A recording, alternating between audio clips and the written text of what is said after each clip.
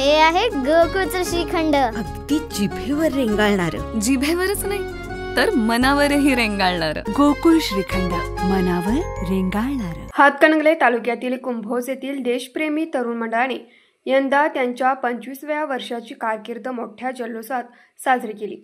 या रौप्य महोत्सवी वर्षाच्या निमित्ताने मंडळाने ऐतिहासिक आणि पारंपरिक पद्धतीने भव्य मिरवणूक काढून बाप्पाचे स्वागत केले. मंडळाच्या गणेशोत्सवाला यावर्षी संस्कृतीची जोड, परंपरेचा ठसा ही संकल्पना होती. आकर्षक सजावट, पारंपरिक ढोल-ताशा पथक, लेझिम आणि वारकरी संघटनांच्या सहभागामुळे मिरवणूक अविस्मरणीय ठरली. मिरवणुकीत बालगोपाळांपासून ते वयोवृद्धांपर्यंत सर्वांनी उत्साहाने सहभाग घेतला. गणपती बाप्पाच्या आगमनासाठी फुलांनी सजवलेल्या रथावर आकर्षक मूर्तीची स्थापना करण्यात आली होती. मिरवणुकीत लोककलांचे विविध प्रकार, पारंपरिक वेशभूषा आणि पर्यावरणपूरक संदेश देणारे फलक लक्ष वेधून घेत होते.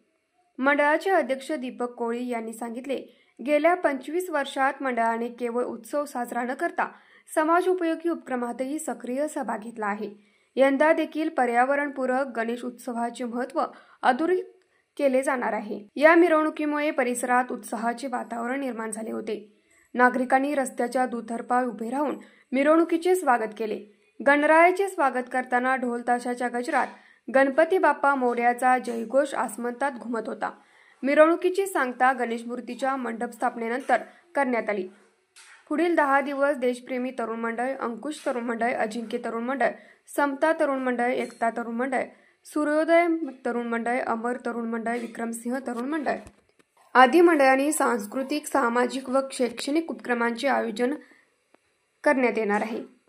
न्यूज मराठी 24 साठी विनोद शिंगे, कुंभोज.